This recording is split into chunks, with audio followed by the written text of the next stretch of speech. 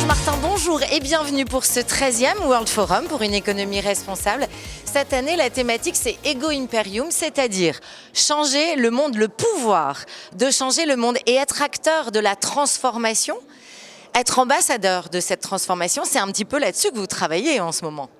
Alors, je travaille effectivement sur tous les phénomènes sociaux, c'est ma matière, et également dans le cadre de la transition écologique et énergétique. Et on sait bien que les individus, ils ont des capacités de faire, ils ont des volontés, ils ont une sensibilité, mais ils rencontrent aussi un certain nombre de contraintes, de freins, et c'est ça que j'étudie aussi pour permettre de massifier les bons comportements pour la transition. Justement, quand on parle d'obstacles, quels sont-ils ?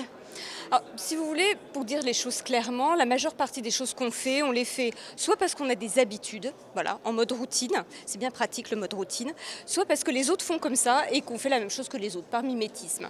Donc les premiers freins, c'est nos habitudes et puis c'est aussi la normativité sociale, comment on a toujours fait, comme les autres font. C'est ça qui est compliqué quand on veut faire basculer les choses, c'est que c'est aussi des dynamiques de groupe qu'il faut mettre en place et des logiques collectives qu'il faut déployer. Et alors, ces dynamiques de groupe, justement, c'est de passer de l'ego au collectif.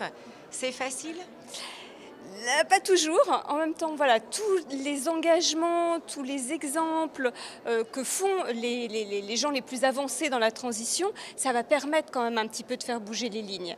Mais là, on va parler de catégories qui sont déjà très investies, très sensibilisées.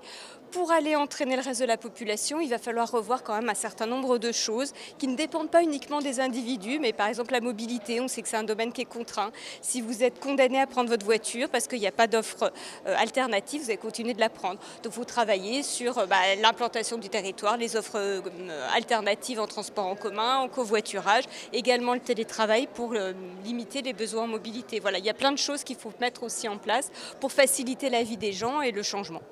Et le changement. Merci.